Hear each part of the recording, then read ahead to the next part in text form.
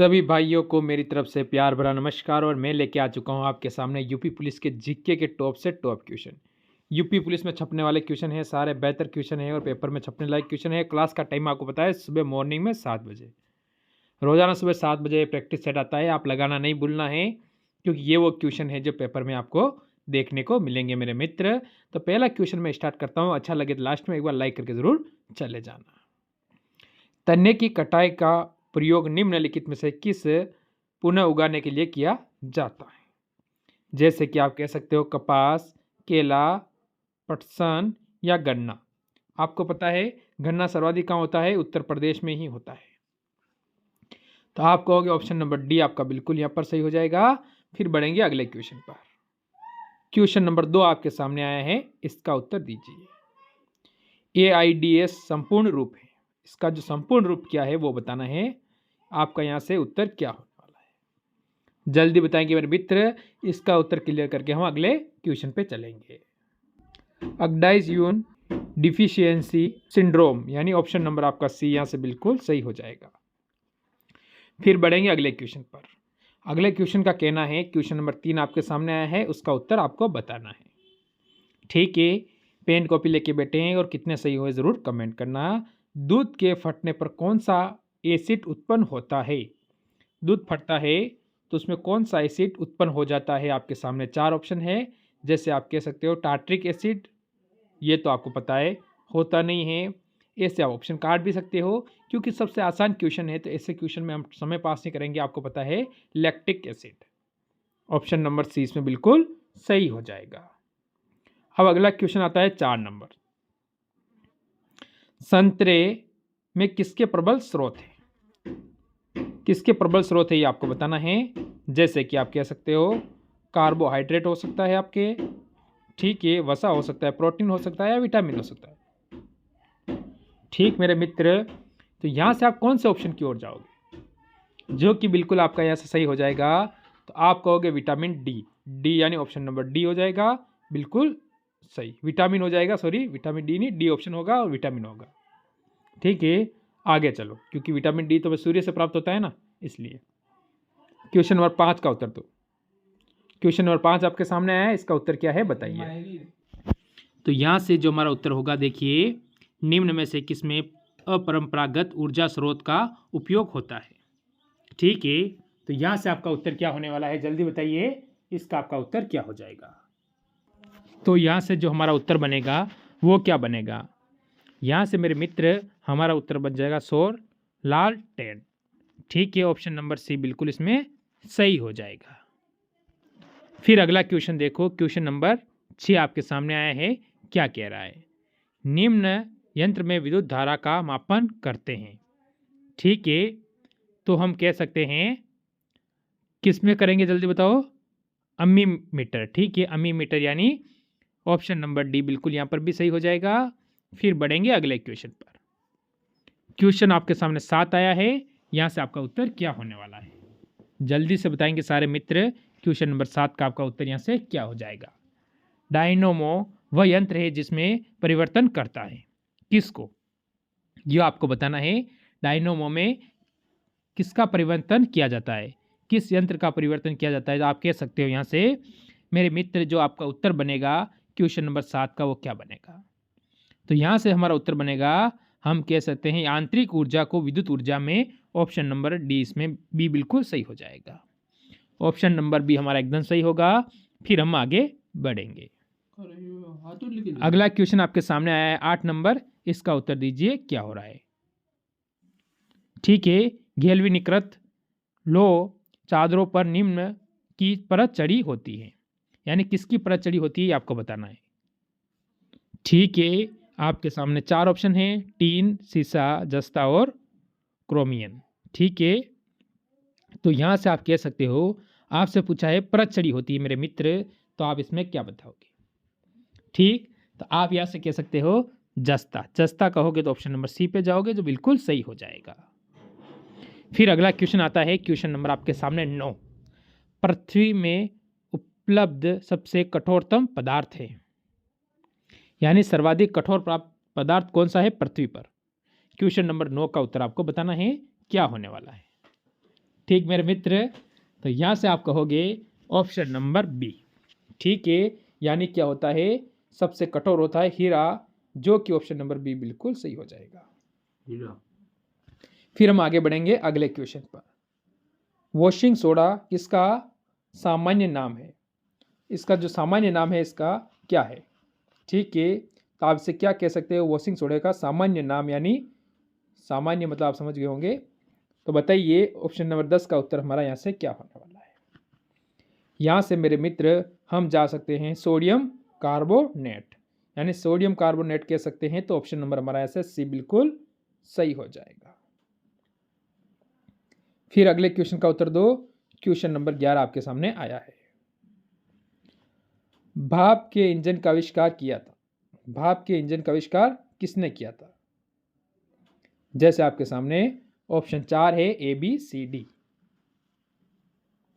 ठीक है, तो आप कह सकते हो दो ऑप्शन तो आप यहाँ से काट सकते हो, दो में से आपका कंफ्यूज है तो आप वो बता सकते हो। जैसे कि सर आइजन न्यूटन द्वारा, तो आपको पता है ये तो कर नहीं सकता होगा।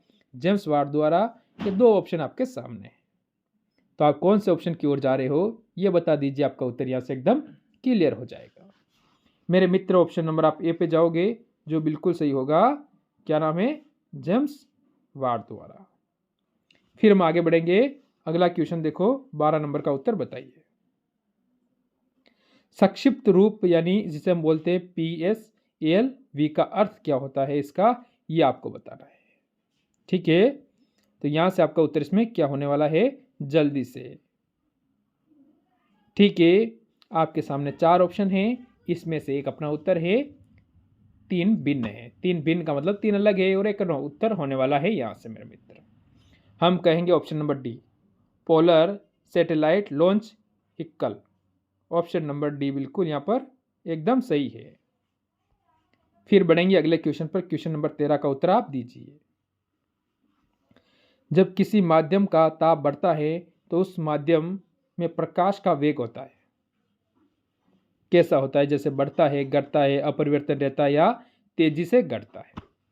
4 ऑप्शन आपके सामने हैं, इसमें से एक हमारा उत्तर होने वाला है, वो कौन सा है? जल्दी बताएंगे मेरे मित्र, इसमें आपका उत्तर क्या होने वाला है, जल्दी से। बढ़िया क्वेश्चन आपके सामने आया है और इसका उत्तर भी आपका अच्छा खासा होना चाहिए। तो यहां से आप अपना उत्तर दोगे, अपरिवर्तन रहता है, ऑप्शन नंबर सी। ठीक, फिर हम आगे बढ़ेंगे अगले क्वेश्चन पर।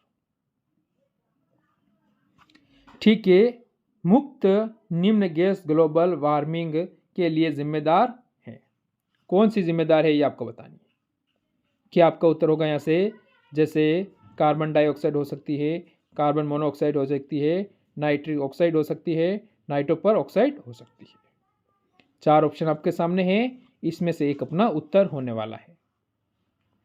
तो आप यहाँ से कहोगे carbon dioxide, option number A पे जाओगे, जो बिल्कुल यहाँ पर सही हो जाएगा। मेरे मित्र अगले क्वेश्चन पे चलेंगे। अगला क्वेश्चन आपके सामने आया है 15 नंबर।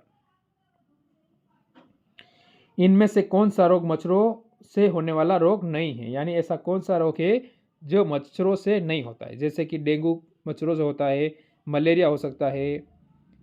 ठीक है, तो आपको बताना है ऐसा कौन सा रोग है जो मच्छरों से नहीं होता है।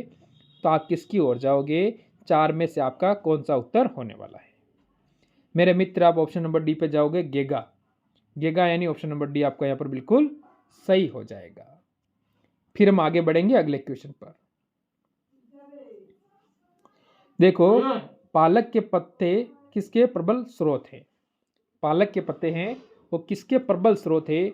जैसे विटामिन ए के है, आयरन के है, कैरोटीन के है, विटामिन ई के है। मेरे मित्र आपके पास 4 ऑप्शन है, इसमें से एक आपका उत्तर है, वो कौन सा है? ठीक है, तो यहां से आप जा सकते हो ऑप्शन नंबर बी की ओर, आयरन। ठीक है, आयरन आपका हो सकता है ऑप्शन नंबर बी, जो बिल्कुल सही हो जाएगा।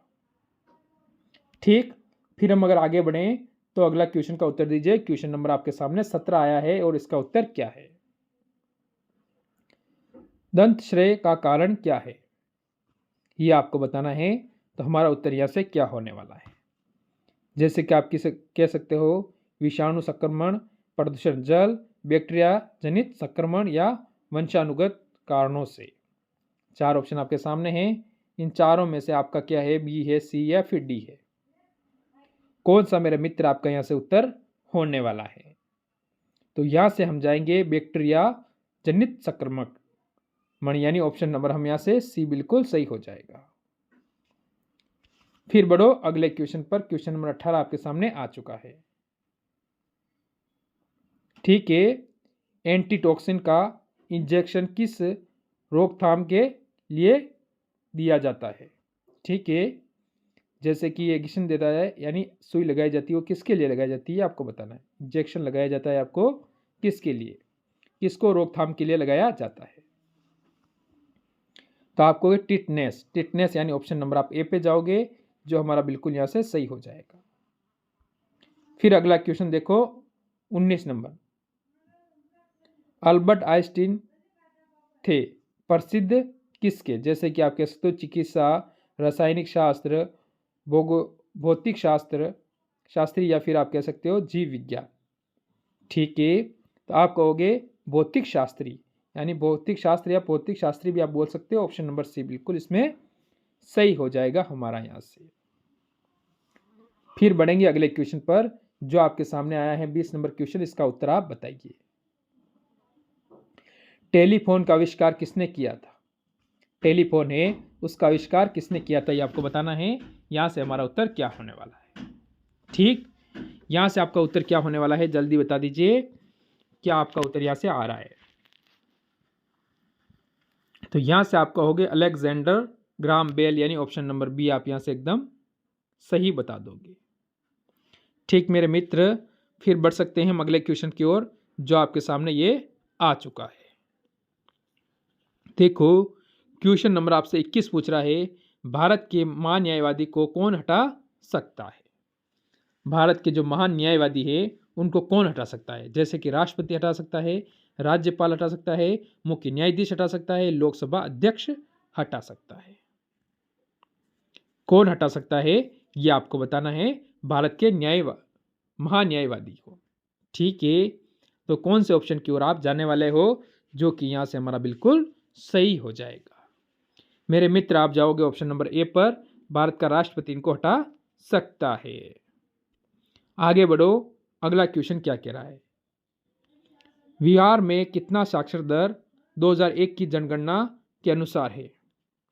बिहार होगा या बिहार नहीं होगा, बिहार कर दीजिए आप, कोई बात नहीं। ठीक है, बिहार कर दीजिए। अब बताइए तो कितना है? तो आप कह सकते हो 47.53, यानी ऑप्शन नंबर सी बिल्कुल सही हो जाएगा परसेंट, 100 में से। ठीक, यह आपको ध्यान रखना है। फिर बढ़ेंगे हम अगले क्वेश्चन पर, जो आपके सामने ये आ चुका है। क्वेश्चन नंबर 23, ध्यानचंद किस खेल से संबंधित है? मेजर, आगे इनके हम सामने अगर मेजर लग जाता तो आपको आसानी से समझ में आ जाता कि मेजर ध्यानचंद किस खेल से संबंधित है। ठीक है, इसके आगे आप मेजर लगा दो। ठीक, मेजर ध्यानचंद किस खेल से संबंधित है? जैसे आप क्रिकेट कह सकते हो, या हॉकी कह सकते हो, या फिर शतरंज कह सकते हो, या कबड्डी कह सकते हो। 4 ऑप्शन आपके सामने हैं, इसमें से एक हमारा उत्तर है। मेरे मित्र आप यहां से कौन से ऑप्शन की ओर जाओगे जो बिल्कुल सही होगा? तो आप कहोगे ऑप्शन नंबर बी, जो हमारा भारत का राष्ट्रीय खेल कौन सा है? हॉकी। अब आगे बढ़ेंगे, अगला क्वेश्चन नंबर 24, शेर शाह का बचपन का नाम क्या था? शेर शाह जो सूरी था उसका बचपन का नाम क्या था? आप कह सकते हो फरीद था, सलीम था, रहीम था, या मुरीद। ठीक है, तो कौन से ऑप्शन की ओर जाओगे? ए, बी, सी या फिर डी? यहां से मेरे मित्र इसका आपका उत्तर क्या होने वाला है? तो आप कहोगे फरीद, फरीद यानी ऑप्शन नंबर आप यहां से ए पर जाओगे, जो बिल्कुल सही हो जाएगा। फिर जो अगला क्वेश्चन आपके सामने आया है, क्वेश्चन का क्या कहना है 25 नंबर का, भारतीय राष्ट्रीय कांग्रेस की स्थापना कब हुई थी? भारतीय राष्ट्रीय कांग्रेस की स्थापना कब हुई थी? जैसे कि 1857 में, 1995 में, या 1885 में, 1785 में। तो यहाँ से मेरे मित्र आप कौन से ऑप्शन की ओर जाओगे जो बिल्कुल आपका यहाँ से सही होगा? तो यहाँ से जो उत्तर आपका सही होगा वो होगा option number C, 1885। Option number C बिल्कुल सही हो जाएगा। तो ये थे आज के टॉप क्वेश्चन ज़रूर कमेंट करना कितने क्वेश्चन आपके सही हुए। अगर अच्छी लगी हो क्लास एक बार लाइक कर देना। मेरी तरफ से सभी मित्रों को जय हिंद।